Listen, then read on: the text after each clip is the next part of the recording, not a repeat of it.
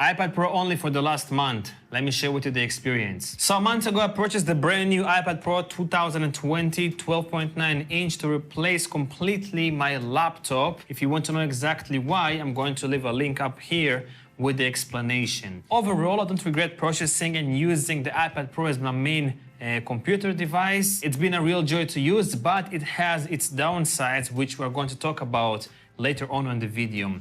First, let me share with you what I really liked about using the iPad Pro as my main computer device for the last month. The first thing is touch. I love interacting with my iPad with my fingers and using it as a touch device primarily, and then as a computer. So I love the fact that I can bring the iPad really close to me, interact with my fingers, and really make the experience very personal. So I really love this kind of a workflow. The second thing that I like about the iPad Pro is the Apple Pencil. The Apple Pencil is basically the same thing as my fingers, provides me the same experience as my fingers, but it's just much more precise when I'm doing something like video editing, photo editing, and obviously note-taking. So I really love the Apple Pencil experience. It's very smooth, very easy to charge on the iPad Pro, attaches magnetically, and it just works really great. And next thing is Face ID, which I got used on my iPhone. Now I have it on my main computer device to log into websites, reveal my passwords, unlock the device. Face ID is super duper convenient to use, and I'm really loving Face ID on my iPhone and also on the iPad. I actually wish that Apple would release a MacBook or a MacBook Pro with Face ID. That would be really great. Next one is portability. This device is super portable. Although this is the 12.9 inch and some on the internet say that the 12.9 inch is not portable, for me it's more than portable than any laptop I've used in my life. Yes, if you're going to hold it, like I said in one of my previous videos, in one hand and you're going to do something else with a pencil, for example, it's not going to be as portable as the 11-inch iPad Pro or in any other iPad version on the market. Next one is simplicity and performance. The iPad Pro is really very simple to use, very easy to use. I got used to the workflow in like 3-4 days. Very, very simple. And it's very, very powerful. I can edit 4K videos, I can edit photos, I can edit music and make music. I can do multitasking without any issues whatsoever. This tablet performs very, very well. And actually, from benchmarks, this iPad Pro is as powerful as some MacBook Pros and some other high-end laptops on the market, which is very, very great. And the last thing, the iPad Pro is really fun to use for creative tasks such as video editing, photo editing, drawing, music creating and stuff.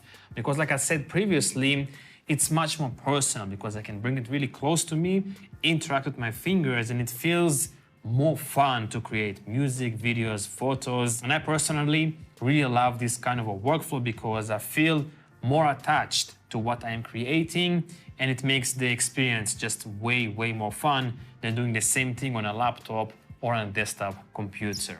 Now I want to share with you what I didn't really like about using the iPad Pro as a main computer for the last month, because let's be honest here, this is not a laptop, this is a tablet, and it's not perfect. It's not going to be a lot of replacement for everybody. So the first thing that I don't really like about the iPad Pro as a laptop replacement is that some apps are still undeveloped, especially if you're doing something professionally like video editing, photo editing, music making, and some other things. So if you're doing something really professionally, this can be a bottleneck for some workflows. For me, it's fine because I'm editing YouTube videos and casual photos, but if you're doing something professionally, you need professional apps. The apps on the iPad are great, but they're still not comparable to desktop apps like Final Cut Pro, Premiere Pro, Lightroom on a desktop, Photoshop on a desktop. It's getting there, but it's still not there. So if you're doing something professionally, I would say stick with the desktop, and you can buy the iPad Pro as a complementary device to complement your professional workflow. Or if you're a YouTuber like myself and your video editing and your editing and your creative tasks are very simple and minimalistic like I have, then the iPad Pro can be a good laptop replacement. Second thing is the Safari desktop browsing experience is not there yet.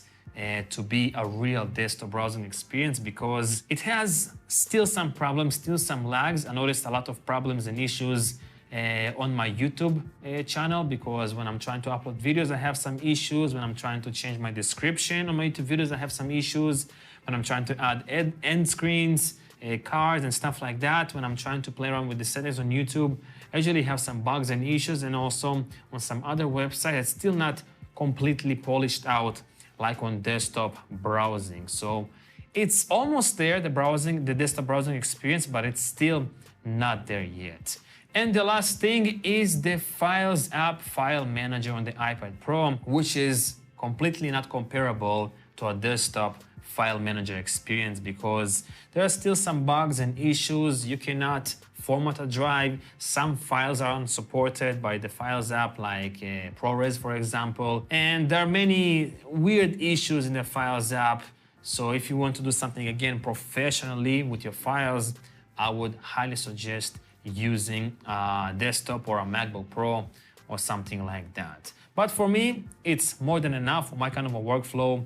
It has been really great. So yeah, this was my experience of using the iPad Pro as my main computing device. The iPad Pro is not going to replace everybody's laptop, but it's a really great tool to have, especially for creative people like myself. I'm still going to continue using the iPad Pro as my main computing device, because my demands from my computer are very, very minimal and simple, and the iPad Pro fills all the gaps. And hopefully next month, when Apple is going to release the iOS 14, the iPadOS 14, they're going to address most of the issues that I was talking about previously in the video. If you have any questions or comments, let me know down below, and I'll see you in the next one. Peace out.